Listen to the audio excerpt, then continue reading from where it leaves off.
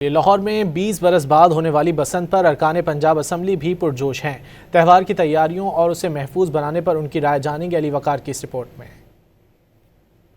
تقریباً 20 برس بعد لاہور میں بسنت کا رنگا رنگ تہوار ہونے جا رہا ہے، اور اس پر اراکین پنجاب اسمبلی کی تیاریاں کیسی ہیں اور جو ناجائز منافع خوری ہو رہی ہے اس پر وہ کیا رائے رکھتے ہیں، آئیے جانتے ہیں۔ جیسا عید ہم مناتے ہیں اسی آئی تھنک جوش و خروش سے ساری دنیا جو پاکستان میں سب بسنت مناتے ہیں۔ میرا صرف ایک ہی ریکویسٹ ضرور ہے اپنے تمام لوگوں کو کہ ہر چیز جو ہے نا وہ لمٹس میں رہ کے انجوائے کرنی چاہیے، اوور بورڈ نہیں جانا چاہیے، اپنی جانوں کی حفاظت خود کریں۔ میں تو افسردہ تھی کہ کیوں یہ ہم نے تہوار کا تہس نہس کر دیا، کیونکہ اپنی نالائکی کی وجہ سے کنٹرول نہ کچھ کر پاتے تھے۔ مریم نواز صاحبہ نے جو دبنگ فیصلہ لیا ہے اس سے لاہوریوں کی عید ہو گئی ہے۔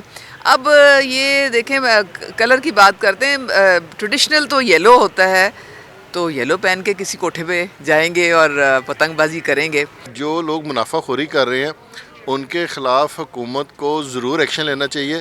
دراصل افراد یہ جو کہ ترسیل کی بات ہے کہ اتنا توقع نہیں تھا اور لوگوں نے اس حساب سے چیزیں بنائی نہیں، تو ایک دم ڈیمانڈ اور سپلائی کی جو کہ سچویشن کریٹ ہوئی ہے، میں سمجھتا ہوں کہ شاید اگلی دفعہ یہ نہیں ہوگی۔ کیمیکل وغیرہ والی تار ہے، اس پہ مکمل پابندی لگائی ہے، اور فائرنگ پہ، ہوائی فائرنگ پہ مکمل پابندی لگائی ہے، اور بار بار کہا جا رہا ہے کہ بسنت منائیں مگر احتیاط سے۔